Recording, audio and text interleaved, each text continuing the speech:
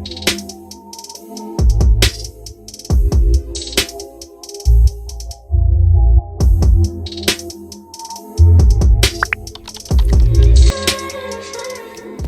guys, thank you so much for coming back to check me out yet a mother freaking again. It's your girl Chrissy, and guess what? I'm back, mother effer. Period.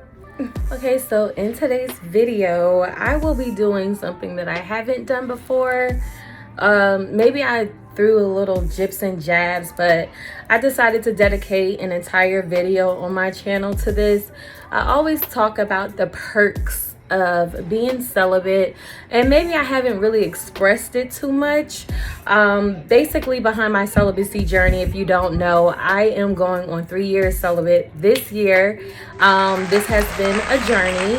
I dedicated a whole playlist, and I will leave it in the cards or in the description below with the link to the playlist dedicated to my celibacy journey. Part of this celibacy journey, the reason why I like to share it with the world is because, you know, I want everyone to understand the ups, the downs, the highs, the lows. Like, I want everybody to have a good idea of what exactly this journey entails, especially when you're coming from a place where I started and where I am now.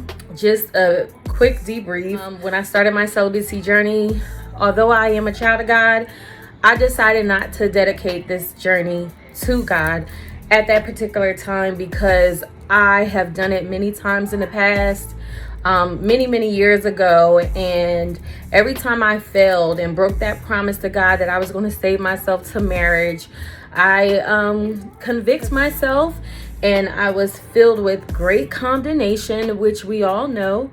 If you believe in the Father, the Son, and the Holy Ghost, and that Jesus is Lord, and that he died on the cross and rose on the third day for your sins, then you will know you don't have to convict yourself, okay? And once I got that idea, because of that, I said, I am not doing this for God. You know, I'm doing this journey for myself. I'm doing this journey to find me, to better improve me, to introduce self-love and self-care into my life, to find value that I lost by a previous relationship that I have been on and off it with for over 10 years, okay? And I do have 3 children by this previous relationship. So because of the outcome of that relationship, I needed to fine-tune myself in a manner that introduce self-love on a different plateau, and this was the best option for me.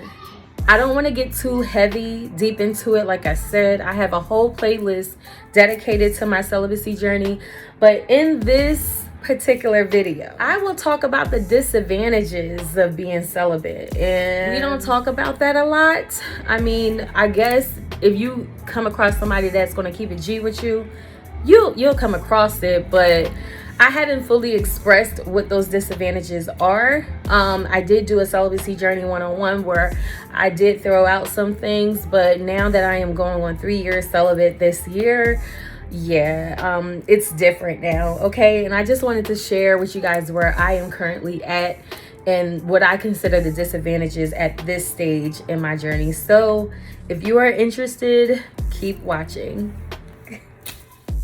So once again, if you are no stranger to my channel, you know when I have some tea to spill, I am going to do it using a cheat sheet so that I can stay on point, okay? So I have the top 5 disadvantages, and I will do a top 5 advantage. But just to kick it on out there, disadvantage number 1 is weight gain. I know if you're an adult, you probably heard time and time again that having sex burns calories. Okay, it really do. I'm a living testimony to it. Anytime prior to this current journey that I was celibate, or, you know, I just wasn't sexually active, was the time period that I have gained the most weight. And sex for me, I burned a lot of calories. So I was always this very thin, sometimes frail, very slender woman.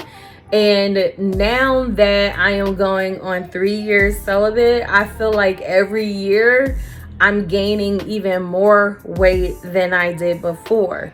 Now, coming from, you know, an avenue that I come from, I definitely was one of those people, because I was always slender, that I always wanted to be thick, always wanted to gain weight. I always had a nice frame, like I always had a little booty, a nice small waist, you know, but you know, I always just wanted to be thicker, because you know, it didn't look cool being a slender woman and you're an adult and everybody else have curves and you don't, you know what I mean? So I always wanted the weight gain, but boy oh boy, my weight gain didn't come like how I was hoping it to come. Yes, I got the bigger boobs. As you can see, I am currently a size G cup. I done went, like, the biggest that I have been in the past was a triple D. I am a size G, okay? And as fun as that may sound, and guys, honestly, I love my boobs. Like, honestly, I love them. It is really, really, really hard to shop, to find tops. I'm always coming here with my boobs exposed. There's so many things that I purchased, so many outfits, and everything was ruined just because of my boobs, because of the weight gain that I gained, you know? And that's just one disadvantage, but by all means, like I said, I love my boobs. Along with the boobs came a nice butt, but it also came with a nice gut. Yes, so I am officially those chicks that have a mom body. I'm not used to having a stomach at all. Like, my waist, I never had a stomach. Like, never had this lower half, never had a fupa. I was always able, after having children, to like get fit. After my last son, I was in that area when working out, because I thought that, you know, I was going to be able to bounce back, you know, sure. And I was able to keep the weight down because I was sexually active. But literally the following year, which is in 2019, when I stopped having sex, that's when I started to suffer the consequences of not being physically fit, gaining weight, and, you know, just developing this mom body that I'm still trying to adjust to. Not only that, but, you know, I work so many hours and I don't have time to go to the gym. Honestly, the weight gain for me has been like the number one thing that has bothered me the most about being celibate, is that, you know, I did a little research and I learned that, you know, technically you gain 150 to 250 calories per hour by having sex. I used to have a lot of sex. Yeah, I used to be very sexually active, and the fact that I'm not gaining, I'm not losing that 150 to 250 calories per half hour, yeah, it's starting to show. Like, anytime in my life where I wasn't having sex, you can tell, because I was always bigger, thicker, whatever. And I'm talking about for a long period of time. This is the longest I've been celibate, but the longest prior to this time was 10 months. And during that time, I was very plumped, you know, and, you know, I noticed any time that I'm not having sex, I was able to pack on the pounds that I wanted. But now it's like, ooh, okay, it's just screaming mom body, and I just hate it, honestly. I know, like, the way I used to work out in the gym, if I just dedicate like a good month in the gym, I probably will have the body goals that I truly desire with my shape that I have now. But, you know, I'm just praying that mentally I get there and get the encouragement and enthusiasm that I once had, because it is not there no more. But regardless of how my body looks, face is still sitting, period, sis. The one thing they can tell you, you can take away the body, but you can't take away the face, okay? It ain't no butter faces over here, okay? Okay, disadvantage number 2. Yeah, so this one is a big one. Everyone gets horny. Yes, even I get horny, and that is a big disadvantage for somebody like me because I do not masturbate. I don't play with toys. I don't have my fingers down below. I am completely not that type of chick. Not for nothing. I just really feel like if I am going to be sexually active, I prefer to have an actual man, an actual penis. Sorry, it's rated R X at this point. But I'd rather have something live and well than to play with a toy or robot. To me, it actually is kind of weird. And I'm freaky in my own kind of way, but not freaky enough to, you know, please myself in a manner, because honestly, I'm very, very hard to please. And by the time I'm able to please myself, I'll be ready to give up. So that's just not something that works for me. So it's harder for somebody like me that is celibate. When I do get horny or in the mood, there's literally nothing I can do about it. So I just have to suck it up 9 times out of the 10 of the time. And the only thing that works is praying it away. Like the Bible tells you, if you resist the devil, he will flee from you. And that is a fact, you know. And it's those times where I'm like, dang, like I just, whew, like I can't imagine those women going 17 years and just having a, you know what I mean? Because everybody gets horny. Even I do. Like, I get horny, and it's been a while. Like, obviously, I would love to be touched by a man, you know, and stuff like that. But I'm just, you know, that stuff doesn't matter, because I don't want to just a 2-second instant gratification kind of moment, you know? I want something that's long-lasting, life-lasting. So yeah, unfortunately, that's another disadvantage for me, because not only do I get horny and there's nothing to do about it, but literally there's nothing I can do about it because I don't masturbate. So it's just really rough, and the only thing that works for me is prayer. Okay. Number 3, constantly being up for a challenge. As far as like in the dating aspect, there's this disbelief factor. There's the factor that guys believe that, okay, you say you're celibate, and because they're used to so many other women claiming to be celibate or claiming to save themselves till marriage or claiming to not be having sex, they tend to find out that they can break them and it's no problem, this, that, and the third. But that's not the case when it comes to me. So being up to the challenge when there's a guy that thinks he can into being intimate with him, like that becomes very nerve-wracking. Or just a guy that, you know, he knows you're celibate and he's still throwing out sexual conversations. Like, they don't understand how much of a turnoff that is. Like, that is truly a turnoff for me, because it's like, you know, like, dude, you know I'm celibate. Like, why are you being fresh? Like it doesn't turn me on. I'm not attracted to you. You want to know what turns me on? A guy that respects my celibacy. See, the things that are non-sexual are the things that turns me on sexually.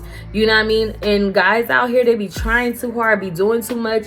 They be doing everything except for what they supposed to be doing, which is earning your trust, winning your heart, following God, and being on the right path. You know what I mean? Like, that stuff turns me on. A nigga that's talking about, oh, what I could do to you, or I mean, right? Like, dude, like, you sound like a child. Like, enough already, okay? Yeah, that's one of the challenges that I face. Disbelief factor overall. Like, people feel like, oh, because you're going on 3 years celibate. Mind you, I'm only going on 3 years celibate. They feel like you're lying. And it's like somebody literally reached out to me in my inbox and said, you're right. Like, dude, this was a guy that never been sexually active with me. This is a guy I've never kissed. I gave a church hug to. Yes, this is a guy that cooked for me in my home, and I flirted back with once or maybe twice. Never seen a fresh side from me. You know what I'm saying? Never seen me at my nasty peak phase. You feel me? And had the nerve to inbox me and say, yeah, right, dude, I am not going to tolerate people undermining my journey. You know what I mean? Like, I put in the time, I put in the work, the dedication. I had to resist a few times, you know what I mean? Turn away from getting caught up in heated moments, you know what I mean? I put in hard work for this. I will not allow anybody to undermine my journey. If I sense that somebody don't believe me, a lot of people will say, oh, you ain't got nothing to prove to nobody. Yes, the freak I do. You know, because it's not about proving to somebody. It's just the simple fact that you're not about to play with my celibacy journey. I will not allow it. I take this journey very serious. And even if they hit you back with the, oh, I was just playing and blah, blah, blah. Yeah, that's cute and all, but I'm not playing. And you're not about to play with me. You know what I mean? If somebody could play with you once, they'll play with you again and again. I'm going to cut that ish off right in and there. You cannot play with me when it comes to my celibacy journey, because this is something that I hold very dear to my life. You know what I mean?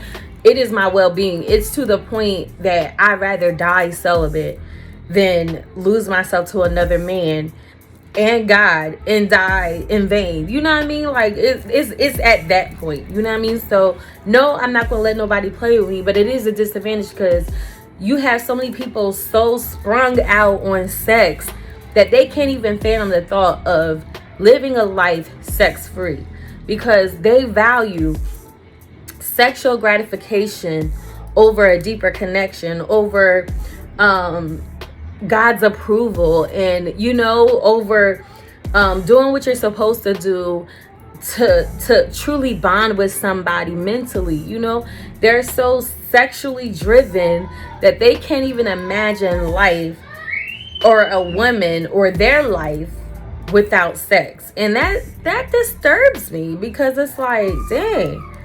So, like, if you think 2-3 years is bad, like, I ain't even got nothing for that. Like, that's just crazy. Like, but yeah, so outside of that, another disadvantage, like when it comes to dating, you know, guys will be attracted to me. I'm not hit in the face, you know. Yes, I have a face full of makeup. I honestly believe I look better without makeup, but I like to play with it, particularly tonight, to build my spirits up, because there was a death in the family. So there should be a video about that soon. But yeah, you know, like, I just wanted to do something where, you know, like, I'm obviously a beautiful woman inside and out. I have a lot of charisma, a lot of personality. I'm very assertive. I'm a go-getter. I'm a great mother, you know, and I'm God-fearing. So obviously I'm a light. I'm going to attract a lot of things. You know, when you're light and darkness, you are going to attract. It's like lent, you know what I mean? So you attract the good and the bad. And obviously, you know, when it comes to dating, you know, when guys learn that I'm celibate, there's guys that won't even talk to me because they know, which is respectful, but because they know they're not, like, I'm not going to play with them. Like, they respect me that much, they won't even try to talk to me, but it's very attracted to me. But they know that I mean business when it comes to my celibacy journey, so they won't even, you know, like, they'll miss out on a woman like me because they know I'm not here to play. You know what I mean? So that's a disadvantage, because you're constantly getting turned down, which, I mean, is not necessarily a complete disadvantage, but it does make dating harder when you're living in a society that is very much so sexually driven. Yes, it becomes harder to date. Like, I have literally a non-existent dating life, and it's because I lead with I'm celibate. Like, what do you want me to do? Like, I'm celibate. Like, we have to start there so we don't play on nobody's time. But like I said, if they know this from the beginning, they still feel like, oh, I can break her, and they'll try and test you and stuff like that. And that's another disadvantage, because who wants to be tried? Who wants to be tested? Like, just trust me in the process. Do what you need to do, and we'll make it to the end. You know what I mean? Which is marriage. But you know what? it wings out. I'm gonna say that for the advantages.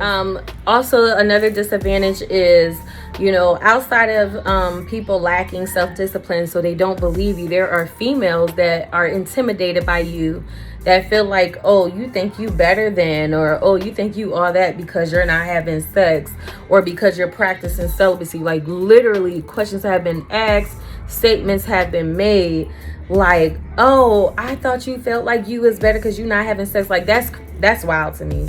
Because if that's how you feel, then just stop having sex. Like, honestly, like, just stop having sex if that's how you feel. Because I do think I'm all that because I'm not having sex. That has nothing to do with you. I mentioned this several times on my channel before. It has nothing to do with you, why I feel like I'm this shiz naive because I'm not having sex. That has everything to do with me and how far I have come and grown. I hold pride in that, because if you knew, you knew. Okay? Yeah. That's another disadvantage, because females be hating on you because you have something that they don't have, and that is self-discipline. Niggas too.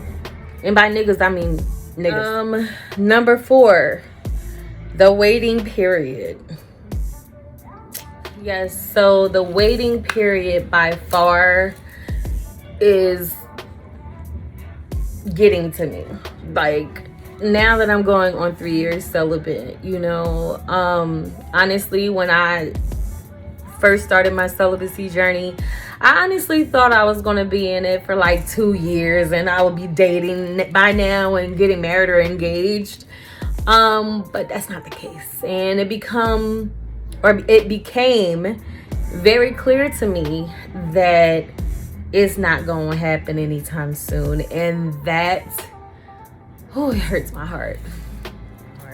It really do, because it's like, dang, like, to be clear, I'm not on this journey to gain a husband.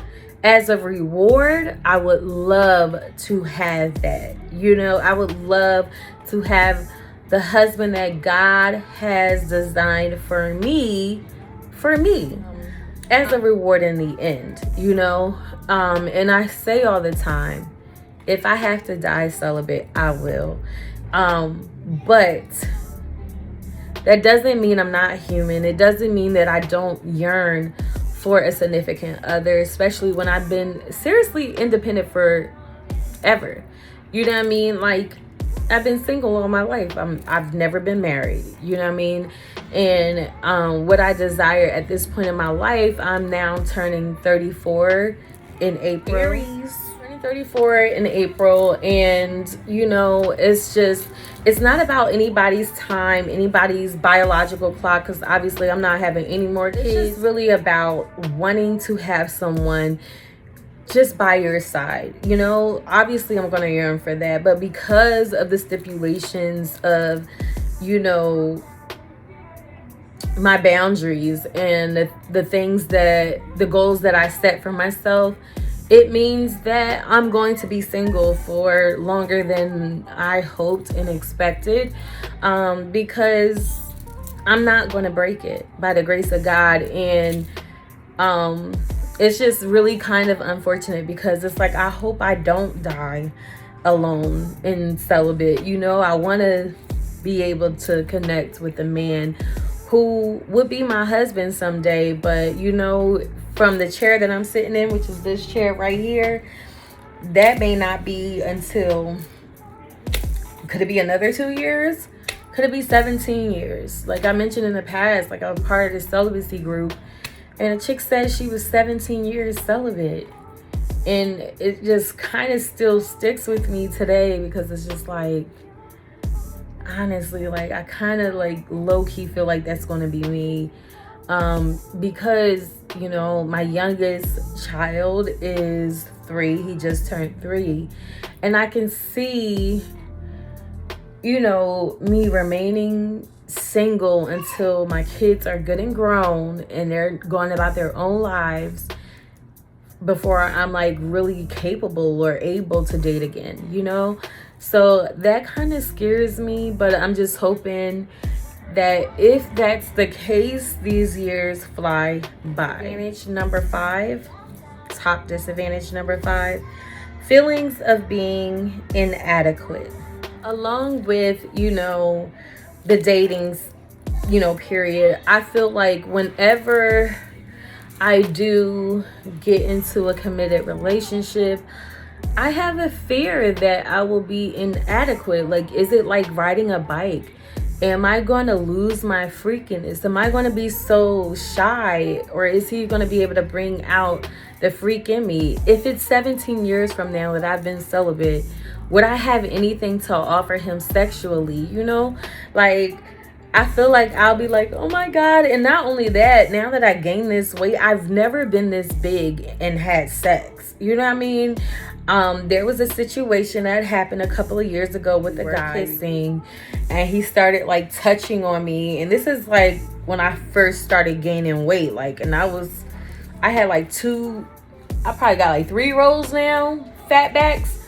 I had 2 at the time. And I felt super uncomfortable because I've never been with a man while I was this big. You know what I mean? So when he like grabbed my waist and it's just like a tire roll, I was just like, ugh, so it's so many things that I'm kind of afraid of when it comes to having sex, with the guy, the man, the husband that God, assigns me to. Like, I'm just afraid that I won't have the libido, or, I'll just be mad, awkward in the bedroom, or, like I just will be super shy and won't be able to do the tricks and freakiness that I used to do. Like, I'll just be basic in bed. Like, I'm afraid of that. Like, the longer time goes, I just feel like I'm just going to become like less and less sex educated or something like that. Like, if that's a thing. But anyways, like, that's just pretty much what I have as my top 5 disadvantages, honey. If you are a part of the celibacy journey, if you've been in the celibacy journey longer than 3 years, tell me what I need to expect in the future that I haven't listed here. Okay. And I do plan on coming back with top 5 advantages, okay, because obviously the good outweighs the bad. But I just wanted to share this portion of my celibacy journey, where my thoughts and my mind frame is at now, because this is truly what I go through day in and day out, and this is what I think about all the time. So I just kind of wanted to share this, of course, as my video diary. I'm vlogging, and to bring you guys along further within my celibacy journey. It's been a while since I did a true celibacy journey update, so I definitely wanted to share this with you guys. Thank you so much for tuning in. It's your girl Chrissy, and I'm tapping out with the fab sign. Peace and love and harmony, and be blessed. Yes.